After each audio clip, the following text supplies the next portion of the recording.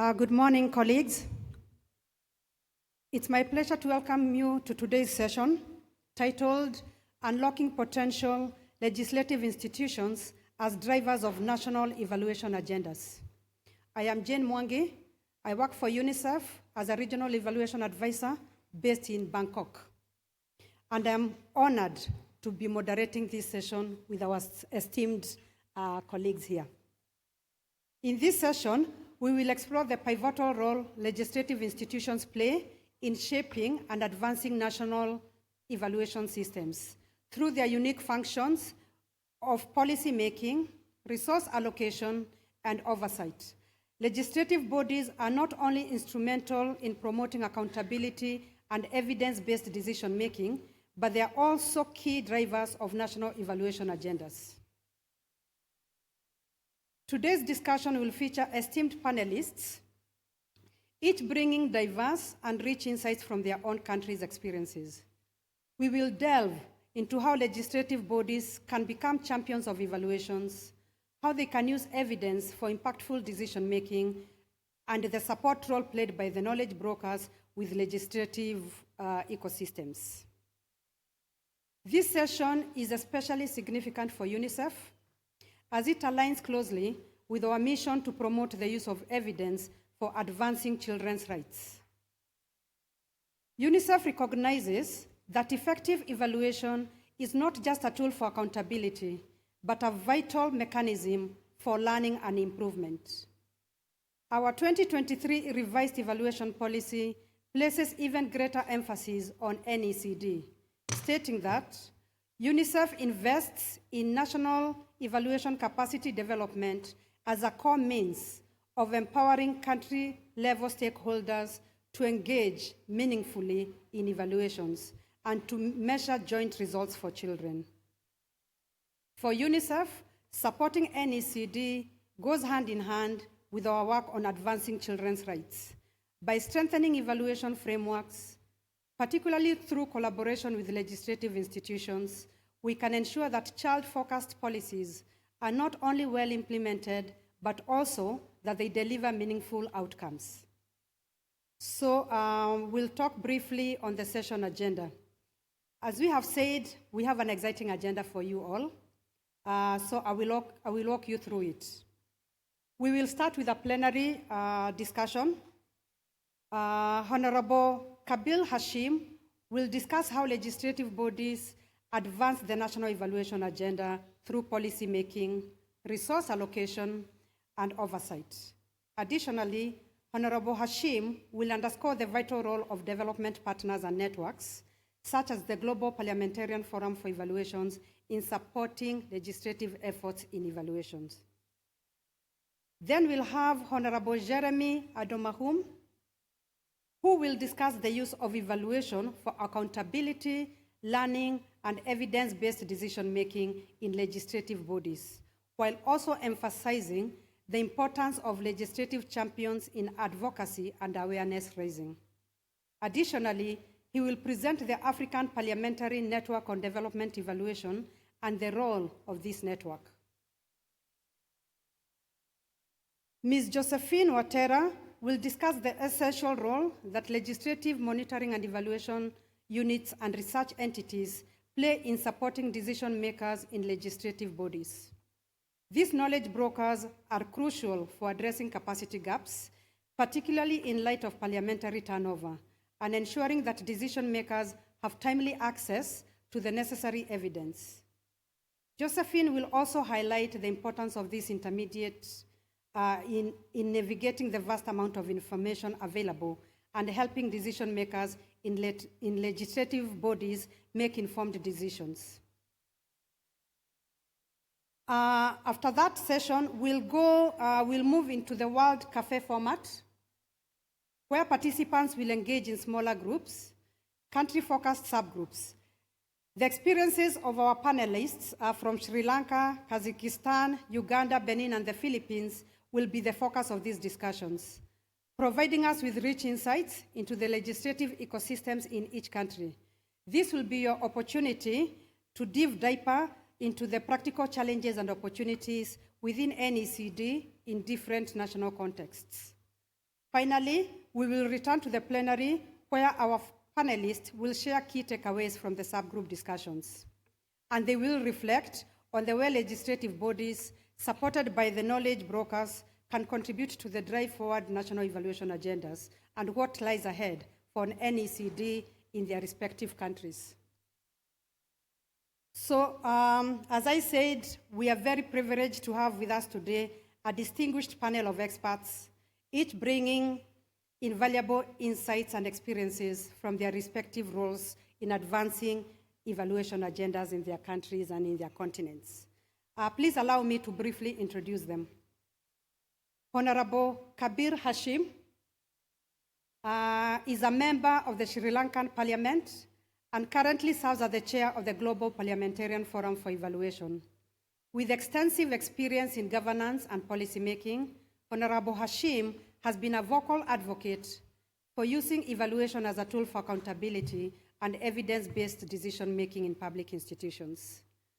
His leadership in advancing the role of legislative bodies in national evaluation agendas is widely recognized both in Sri Lanka and internationally.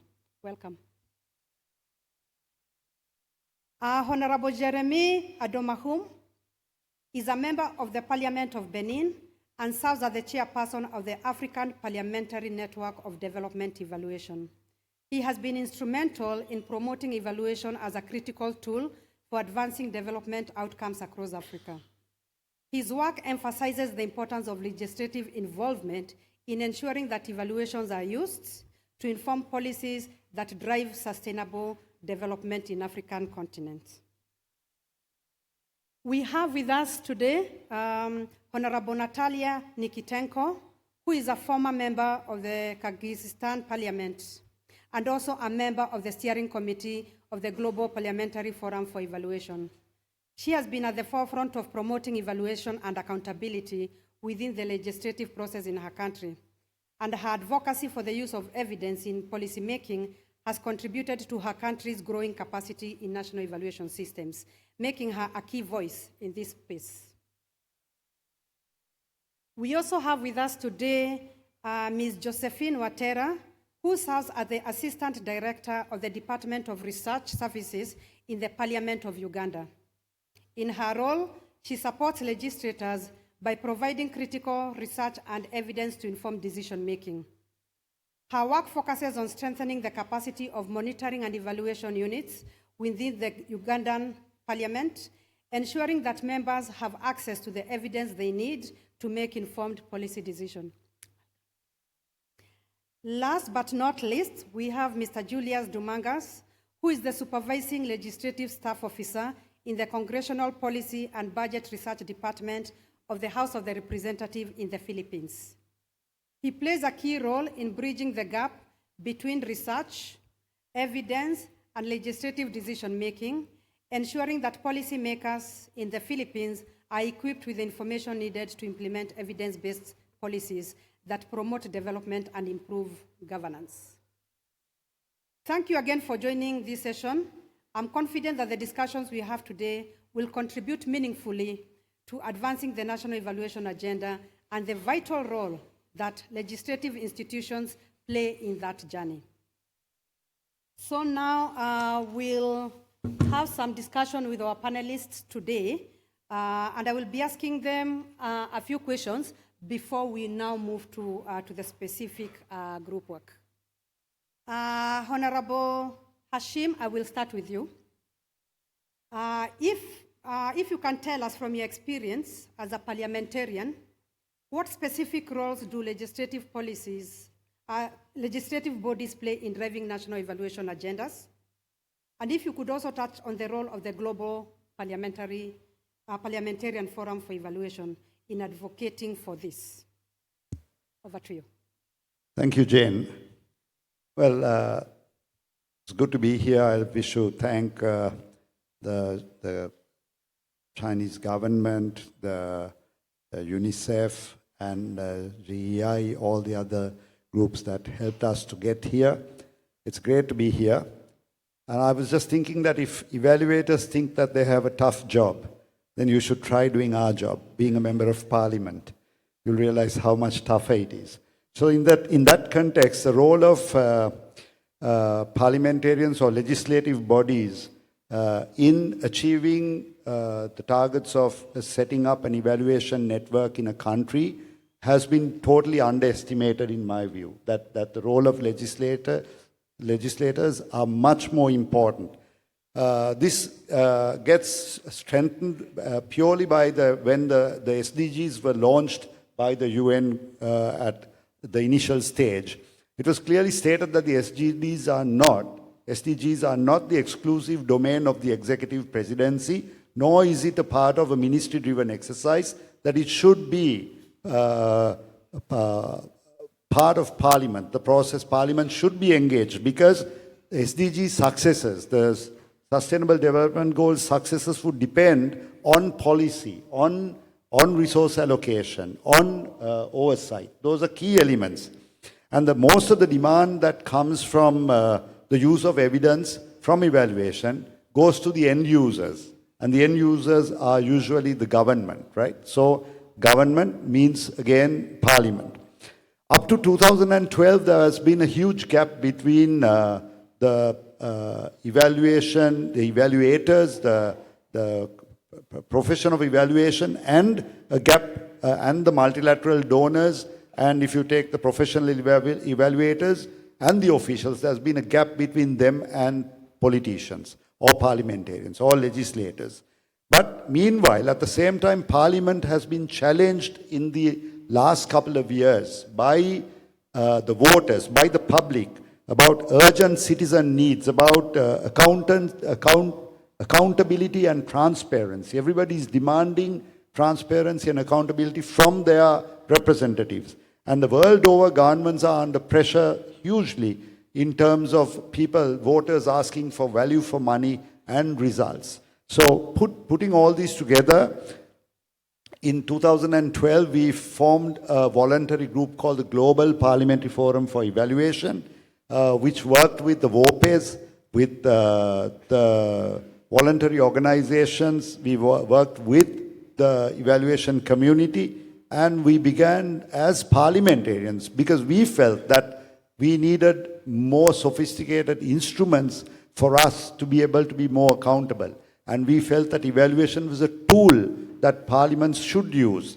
So to cut a long story short, because I have limited time and Daniel is looking at me about timing, we from 2012, we grew slowly. Natalia and few of us volunteered as parliamentarians to promote this across the world. In 2018, we had a Eval Colombo conference, an evaluation conference organized purely by parliamentarians. And we were supported by the UN, but the parliamentarians did this on their own. So you can imagine the interest that we have. Most evaluators think that there is a big gap, that politicians are not interested. 70 countries, 70 parliaments took part in this conference in Colombo, and we came up with the Colombo Declaration. It was a roadmap on how to institutionalize evaluation in a country, how to strengthen its framework. In 2024, we had this same discussion in Manila, and we came up with the Manila Declaration in 2024, which further strengthens the Colombo Declaration. So parliaments are getting engaged. But it's still a long way to go because we get stuck in certain places. I will explain to you later in the second round when we meet again. But policymakers or parliamentarians such as us, policymaking is very important. Policymaking is not that simple, and it needs a lot of evidence. And also we do resource allocation. We have the power, the mandate to allocate resources. And unless we work with the evaluation teams, we wouldn't be allocating those resources on priority. And then we take the oversight function. As parliamentarians, the oversight function ensures us to see that we are achieving the targets, that the plans are achieving the goals, because that actually finally looks at implementation. So if you take policymaking is not like technical decision making. It's much more complex. It has more complex variables. It has competing human needs when it comes to policy making. And as parliamentarians, it's a greater challenge for us. And usually, there is a trade-off that is needed between multiple competing social needs. Because when you make up a policy, you come up with a policy, there are different social needs and it may conflict. So you have to make hard decisions, and we have to make unbiased decisions based not only on evidence. Sometimes the decisions that we make have to go beyond evidence because it has to be politically relevant and socially effective and timely. Because that's the key thing. So that role is something that we have to do. Therefore, I believe that the dialogue between suppliers and users of evidence should be strengthened to bridge the gap between information needs of policymakers and information offered by researchers and evaluators such as yourselves. So you know what, the kind of information we need is very important. And if you look at resource allocation, the importance of resource allocation is critical because most countries are in an economic crisis. There is limited resources and you need to do maximum utilization.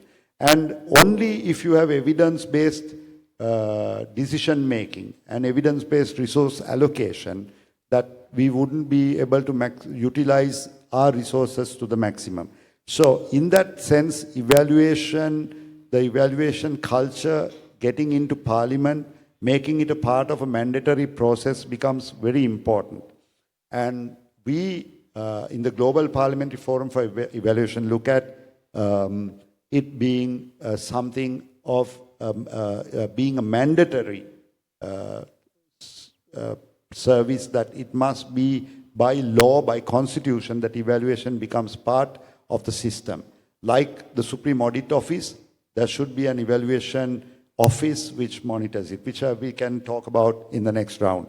And when time permits, we'll talk about how to move forward, because we are not only going to present the problem, but we are ready with the solution as legislators and as decision makers. Thank you.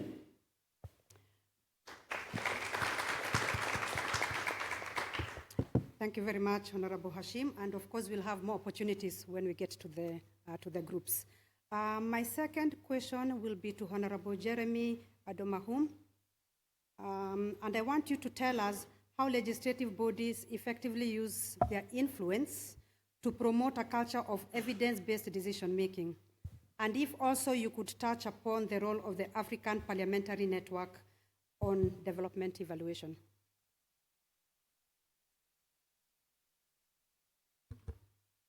Merci, Madame la modératrice. Je suis très honoré de participer à cette conférence et aussi de participer à ce panel. Pour ce qui est de l'apnode des parlementaires, il y a une dizaine d'années que les parlementaires africains provenant de 7 pays ont pris conscience de la fonction évaluative dans leur rôle, dans leurs prérogatives constitutionnelles, et ont mis en place ce réseau des parlementaires pour l'évaluation du développement. Et après 10 ans de travaux, 10 ans de fonctionnement, nous sommes déjà au niveau de 29 pays, membres sensibilisés, pays africains, Sénat comme Parlement, sensibilisés autour de l'évaluation comme un outil essentiel dans la fonction du député pour booster le développement. Au bilan, aujourd'hui, lorsqu'on fait l'état des lieux, c'est un peu mitigé. Pendant que certains pays ont fait de grands pas, je voudrais nommer le Bénin, l'Ouganda, l'Afrique du Sud, pour donner quelques exemples. D'autres pays sont encore à la traîne, d'autres pays africains sont encore à la traîne. Et lorsqu'on analyse un peu les raisons qui fondent un peu cette faiblesse de l'utilisation de l'évaluation par les parlements et les sénats dans leurs fonctions régaliennes, on peut identifier quelques points, quelques goulots d'étranglement. Le premier point, c'est la volonté politique. La volonté politique. Sans la volonté politique, même si vous constitutionnalisez l'évaluation, vous ne pouvez pas aller loin dans les objectifs pour booster le développement.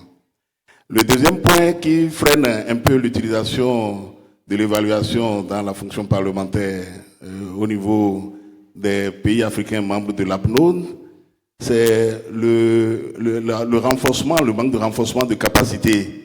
Malgré les sensibilisations qui sont faites, beaucoup de parlementaires ignorent encore leur rôle fondamental en utilisant les données probantes pour élaborer les lois ou les politiques publiques ou contrôler l'action du gouvernement.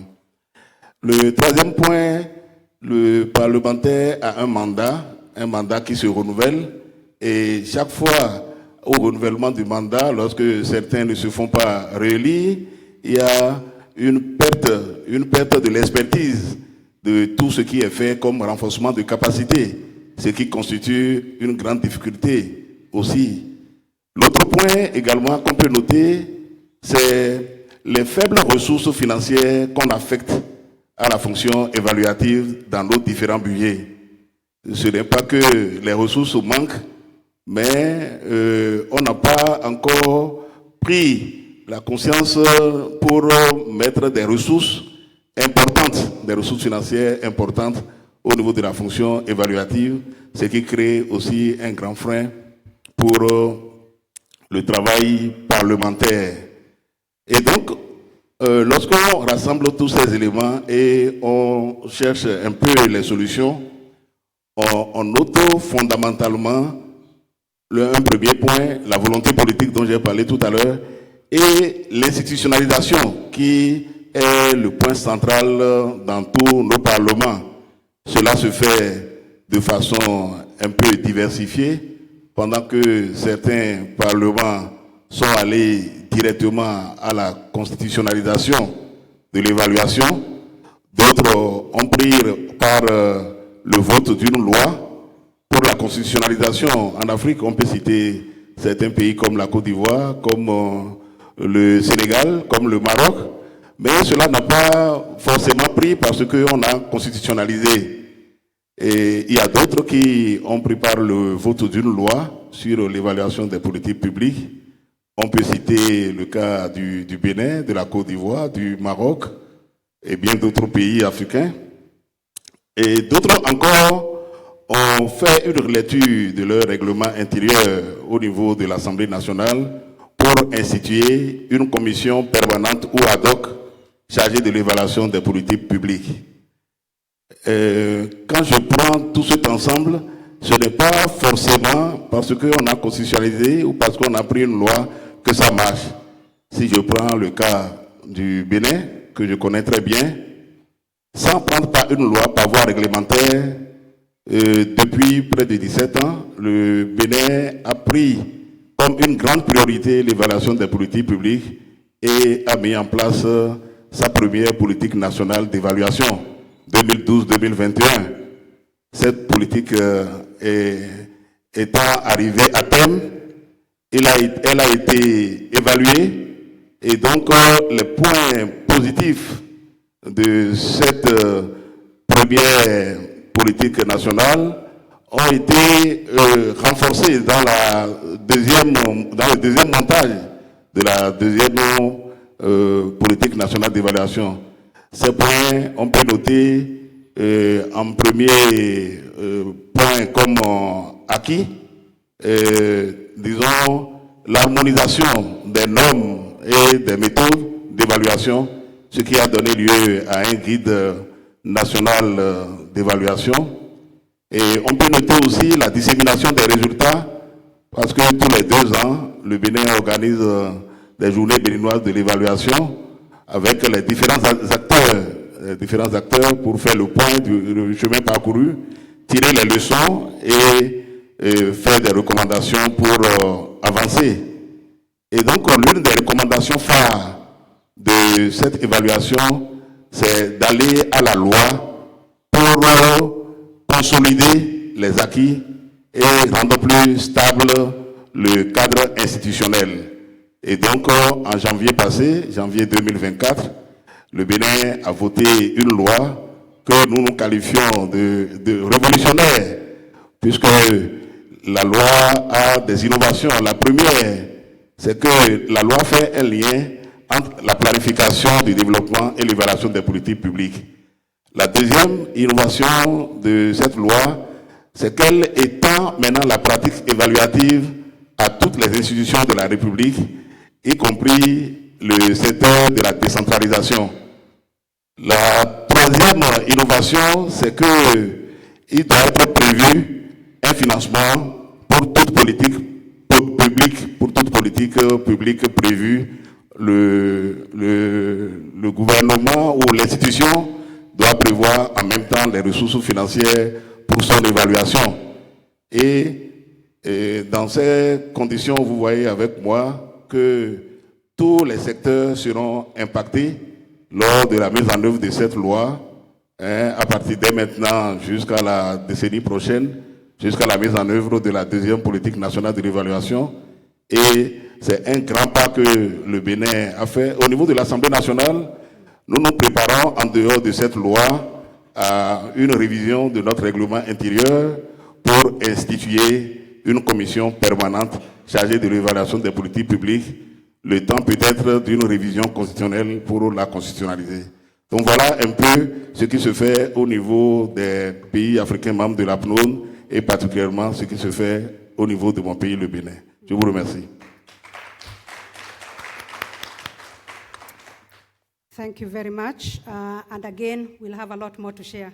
Finally, I want to ask Josephine how monitoring and evaluation units and research entities effectively act as knowledge brokers to bridge the gap between evidence and decision-making in legislative bodies, especially in the context of an overwhelming flow of information. Over to you. Thank you very much, and good morning to all of us. Thanks for being here. At least my previous honorable members of parliament have done a great job of setting the stage on the context of parliament. I'll just highlight a few things. That parliament is characterized by conflicting interests between political parties, special interest groups, and sometimes external catalysts who have their own interests and the agendas that they usually want to pass through parliament. So it is highly heterogeneous. There is highly disconnection, most of our parliaments, between the parliament, even the executive itself and the people, and then very time strict in terms of disposing the business and the agendas that are before parliament. Parliament is also characterized with a lot of formalities. Most of what we do is in the rules of procedure, or sometimes they'll call them standing orders. And so I just wanted to set this context so that we can understand the uniqueness. Of course, we have talked about high turnovers of members of parliament who are our audience, and public pressures, shifting mandates. One time a member of parliament can change to be a minister and join the cabinet. So these are the unique features of parliament. And so as knowledge brokers, it gives us unique challenges that we have to address. So knowledge brokers in the context of parliament are situated within parliament, the research departments, monitoring and evaluation units, parliamentary budget offices, the legal department that give legal advice on the different issues. So all these internal knowledge brokers that give information to individual members and committees of parliament as need arises. But also we need to take note of the external knowledge brokers, because at the end of the day, knowledge brokering is about building bridges between the evidence producers, and so we have the external players, academia, civil society organization, and media. Sometimes media is for us, sometimes it's against us. So we face that on a daily basis. And so it's very important, and also professional bodies like we have the Uganda Medical Association, we have the Engineers Association. Professional bodies are very key players, knowledge brokers within this context. So where do we start? In terms of how we do it in the Uganda Parliament, and this I think applies across different parliaments, information can arise from the need that has been raised by the members of Parliament. So sometimes, many times it is demand-based, but for us we have taken it a step higher by making it supply-based. We follow trends in the Parliament and see what issues have emerged over a period of time. A debate that may be ongoing but does not seem to be ending or having a direction in terms of what evidence is concrete for the discussion to be fruitful, we go out and actually provide this information. So we can provide our information in a proactive way. We access evidence through different platforms. Within the Parliament of Uganda, we have a robust parliamentary library that has been fully digitized, so we can access information from different sources within the parliament, within the library, and some of our provisions have also been subscribed to international journals, so we access information from different platforms, even outside the country.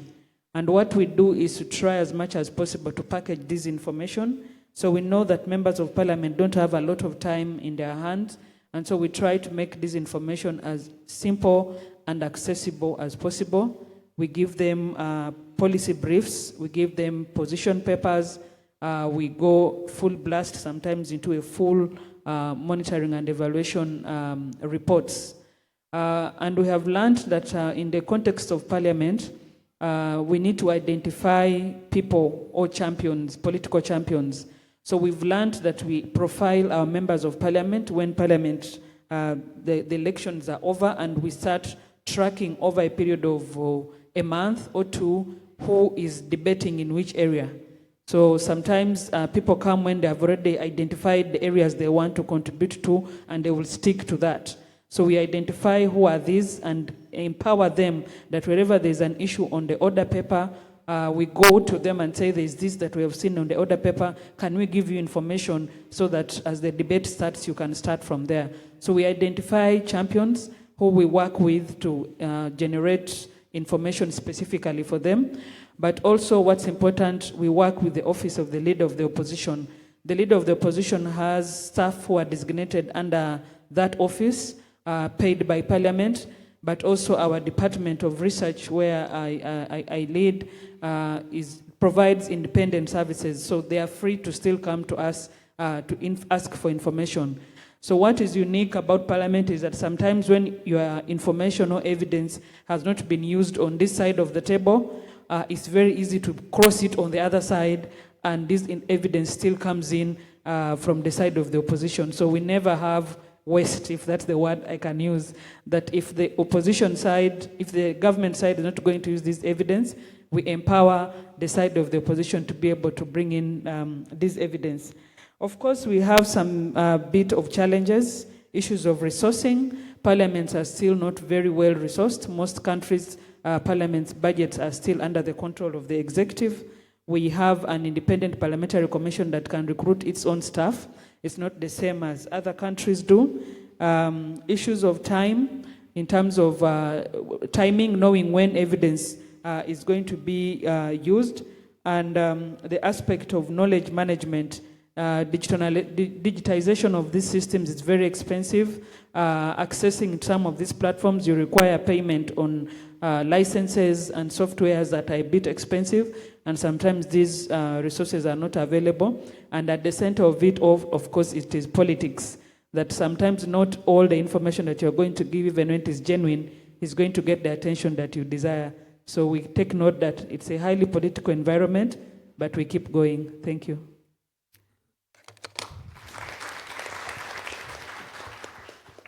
Thank you very much, Josephine. As I said earlier, I think now we'll have an opportunity for our distinguished panelists to join the World Cafe format, where we are now going to take these conversations and discussions forward. So I invite you to go to the different groups.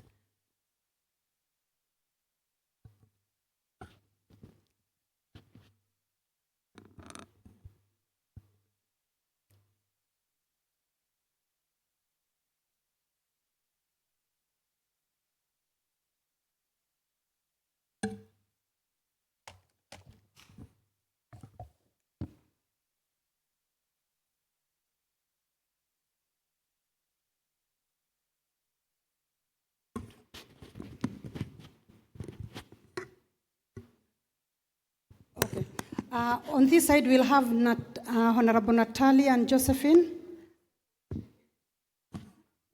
Yeah. At the back. Yeah, we'll have Sri Lanka, the Philippines, and Benin. So let's move accordingly. And it's also an opportunity to also share your own perspectives from your own respective countries. Thank you.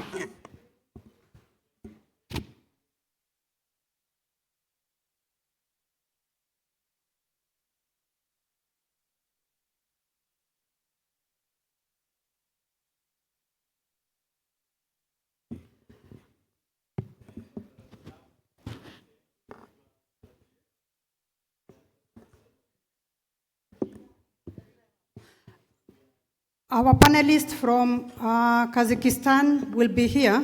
So some of you kindly move to this side.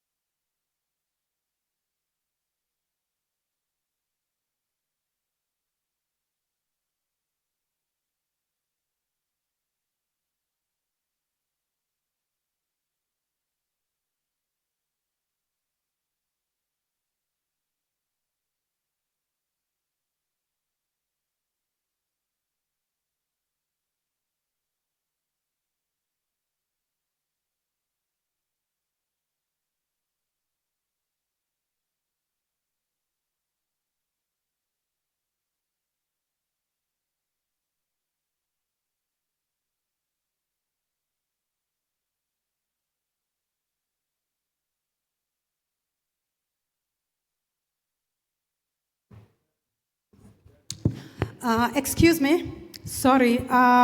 We suggest that this group moves and merges with that group, so we'll have two presentations on that end. So we'll only have two groupings now, not four. Thank you.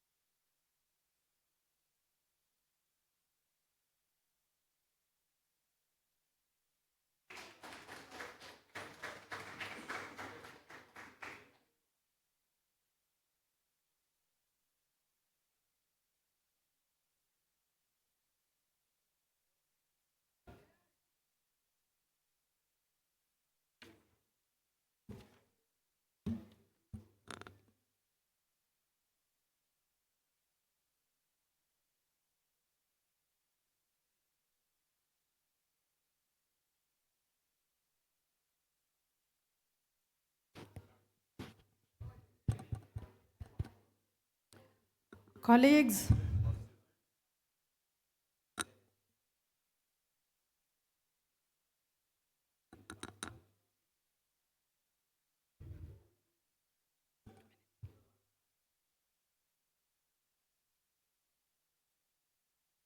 I know.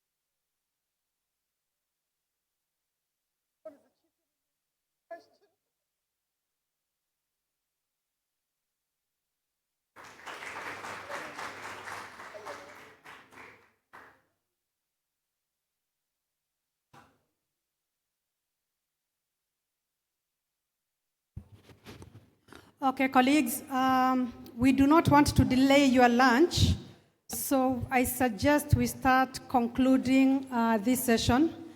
If we can get the panelists back here.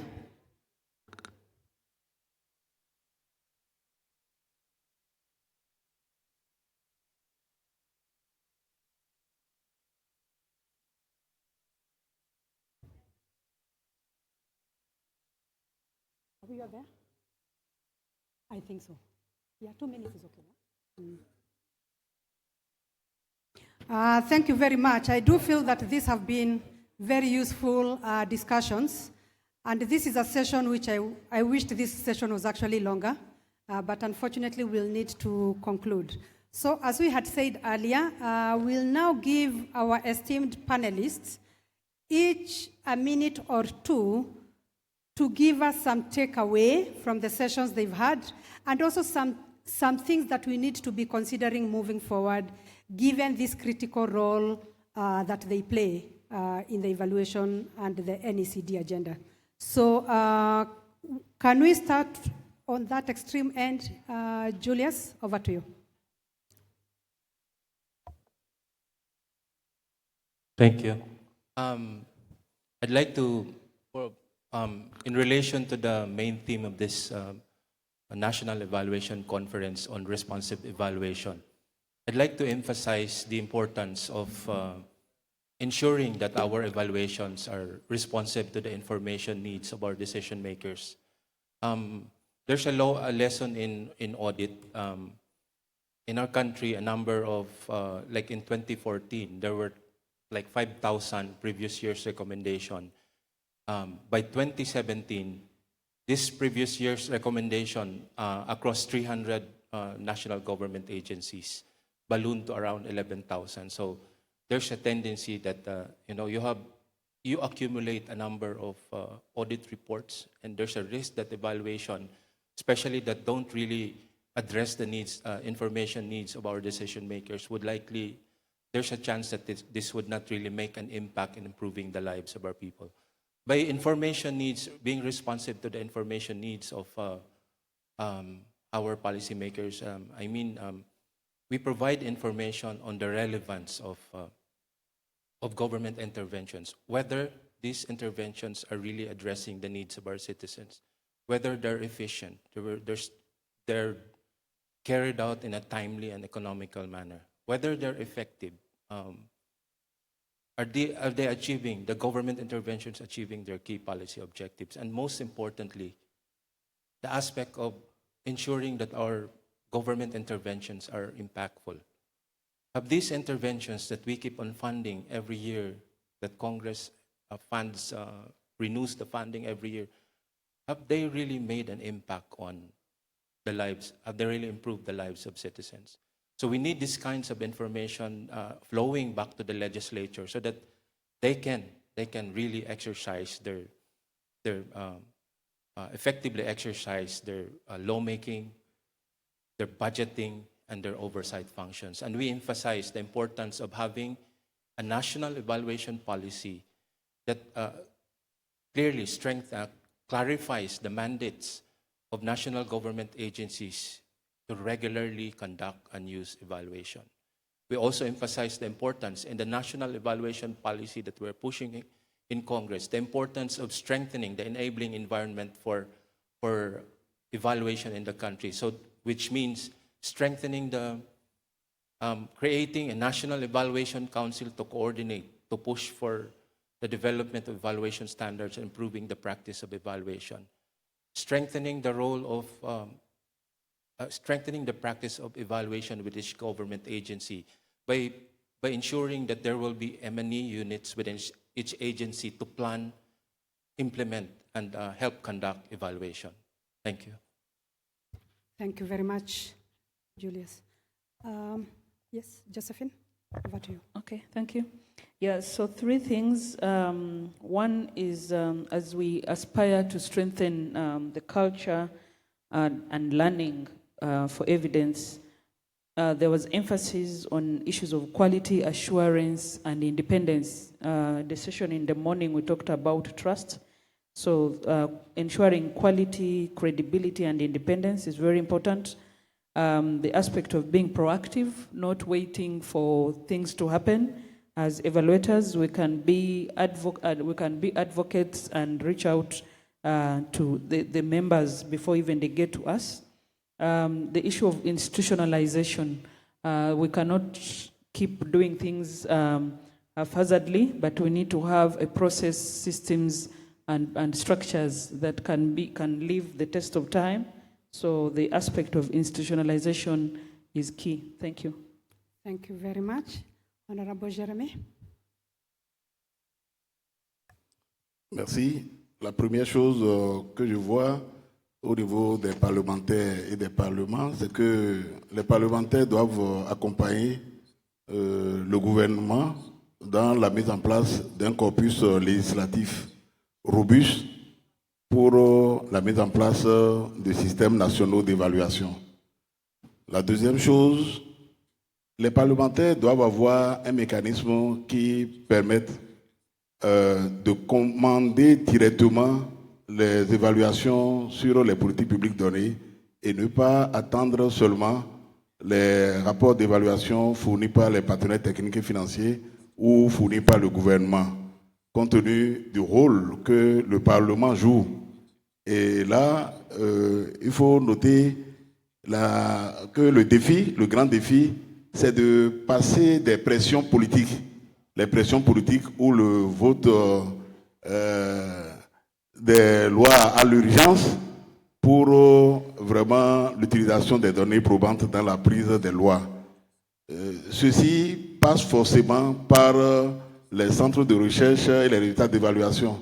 Et les parlementaires n'étant pas des professionnels en évaluation, il faut trouver un mécanisme pour régler le fossé entre les décideurs que sont les parlementaires et les structures qui produisent les données probantes, qui sont les centres de recherche et les rapports d'évaluation. Et donc, il faut un centre forcément. Pour le cas du Bénin, il a été mis en place l'Institut parlementaire du Bénin, qui sert d'intermédiaire entre les centres de recherche et les centres universitaires et le Parlement du Bénin. Et donc, en fonction de certaines lois, nous suspendons les travaux au Parlement et nous allons carrément en atelier avec des experts qui viennent avec des rapports d'expertise, des rapports d'évaluation pour nous éclairer correctement sur la loi avant qu'on ne retourne dans l'hémicycle, dans le Parlement pour prendre la décision et voter la loi. Voilà ce que je peux dire en résumé. Je vous remercie. Thank you. Thank you. Thank you. It was a very interesting discussion, and definitely all over the world we see that the political systems, they're in the difficult situation. You know, there is a lack of trust from the people more and more to the politicians, and political systems are changing on the global south and global north.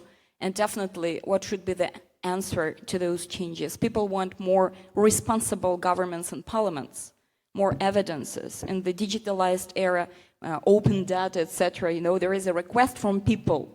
And the parliaments, those institutions who have the mandate to represent the people's voices.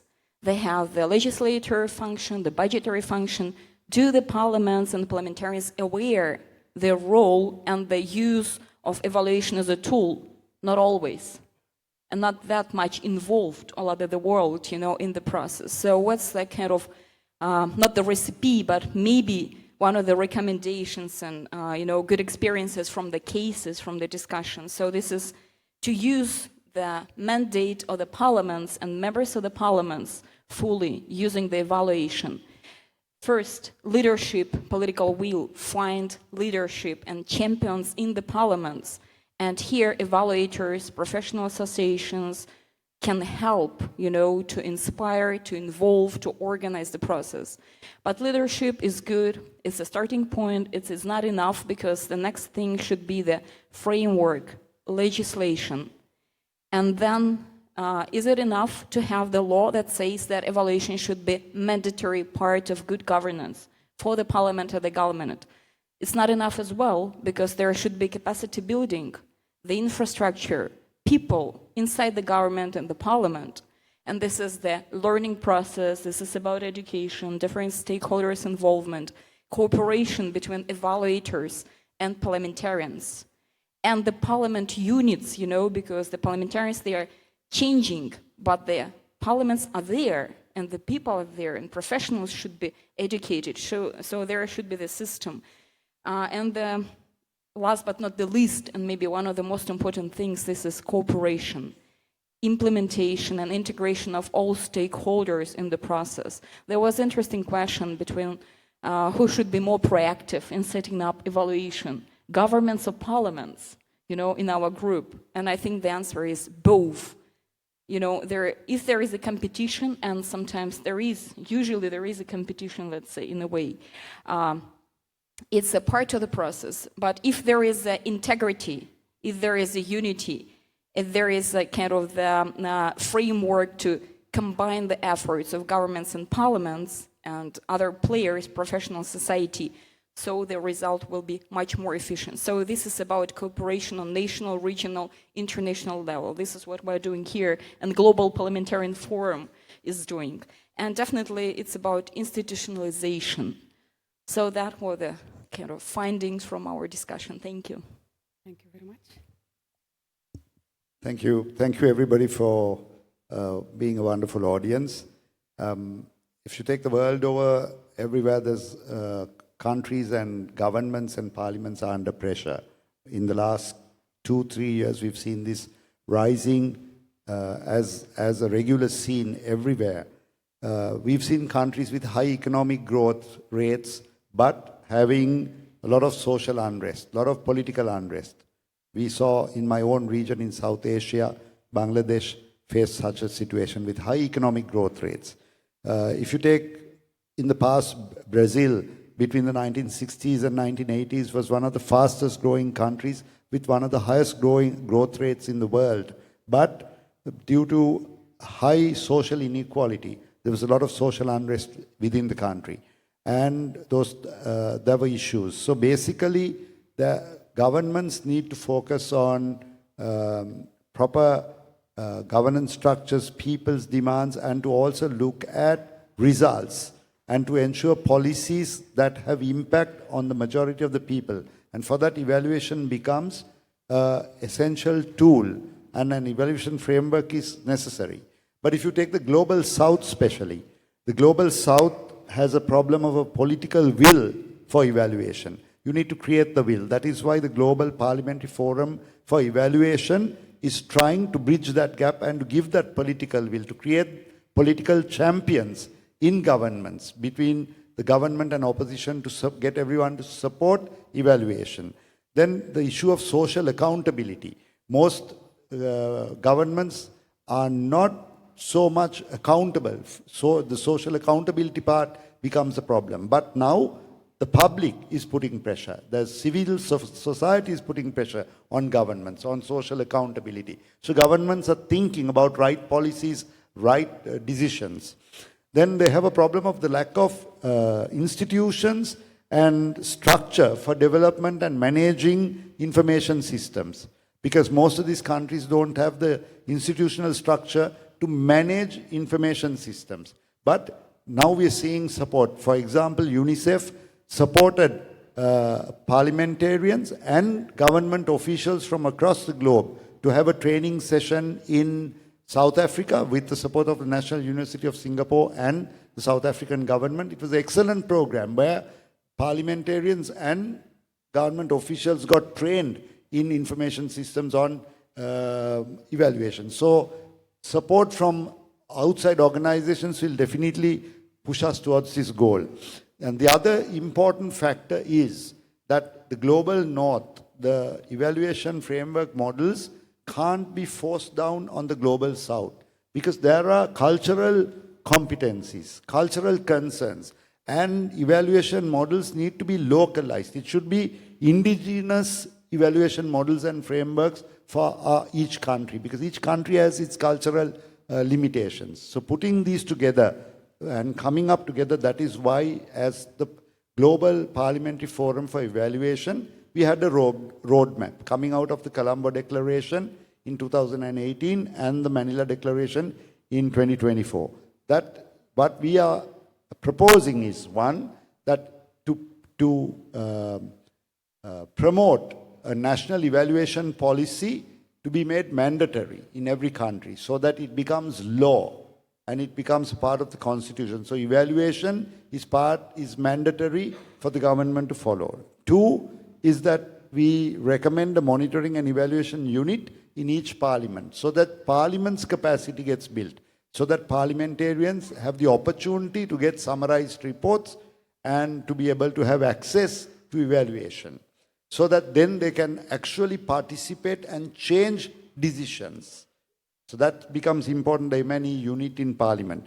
And third, that we are talking about institutional structures and national evaluation systems to be developed with the support of specialist multilateral organizations, etc., to develop it. And then along with that, capacity development to every government to spend money on training. Because if you don't have the resource people to carry out the evaluations, both at your government ministry levels and at subnational levels, then you cannot have an evaluation framework or a management information system working.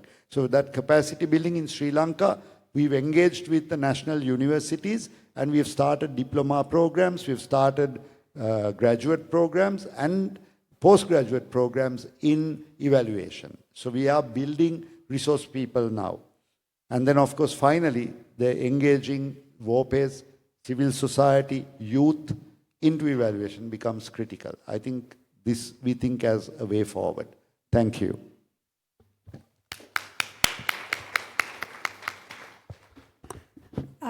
Thank you very much, panelists. I think those were very useful takeaways. I'm not even going to summarize them, but I think we are going to summarize them later and include them in our app so that everybody has access to that.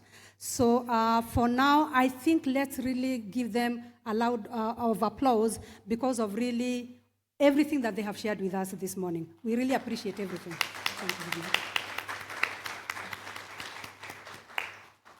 Oh, there's some gifts here for the panelists. Thank you very much. And the session is now closed. Thank you so much for joining us today.